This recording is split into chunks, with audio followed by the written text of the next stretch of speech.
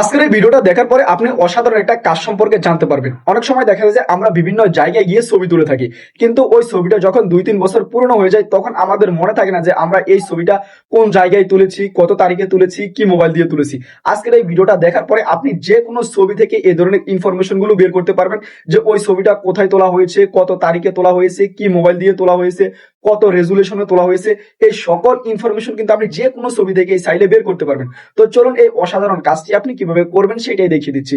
তার আগে আমাদের এই ভিডিওটা লাইক করে আমাদের পেজটাকে ফলো করে রাখুন এই ধরনের নতুন নতুন ভিডিও পাওয়ার জন্য। তো যে কোনো ফটো লোকেশন বের করার জন্য আপনি সর্বপ্রথমে চলে যাবেন আপনার মোবাইলে থাকা যে গুগল ক্রোমের অপশন রয়েছে, আপনি জাস্ট এই গুগল ক্রোমের অপশনে চলে যাবেন।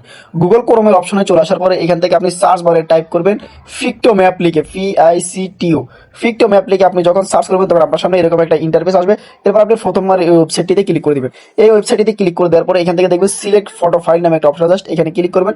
এরপরে নিচে ফটো এন্ড ভিডিও, জাস্ট এখানে ক্লিক করবেন। এরপর আপনি যে ছবিটার লোকেশন বের করতে চাচ্ছেন আপনি সেই ছবিটাকে এখান থেকে সিলেক্ট করে দিবেন।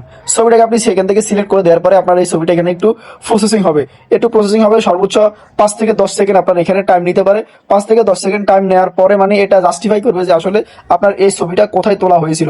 এটা যখন জাস্টিফাই করা শেষ হবে তখনই আপনাকে ম্যাপের ভিতরে দেখিয়ে দিবে যে আপনার এই ছবিটা কোন জায়গায় তোলা হয়েছিল। এই যে দেখুন আমাকে ম্যাপের ভিতরে দেখিয়ে দিয়েছে এই ছবিটা কোথাও তোলা হয়েছিল। আসলে এই ছবিটা আমি লঞ্চ দিয়ে ঢাকাতে আসার সময় আপনার নদীর মাঝখানে তুলেছি। এই যে দেখুন আমাকে কিন্তু ওই লোকেশনটাই দেখাচ্ছে।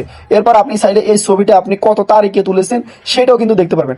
এই যে দেখুন আমি এই ছবিটা তুলেছি আপনার অক্টোবর মাসের 16 তারিখে। তারপরে এই যে দেখুন কোন টাইমে তুলেছি সেটাও দেখাচ্ছে, কোথাও তুলেছি সেটাও দেখাচ্ছে। মানে আপনি এখান থেকে সবকিছু এই যে খুব সহজভাবেই দেখতে পারবেন।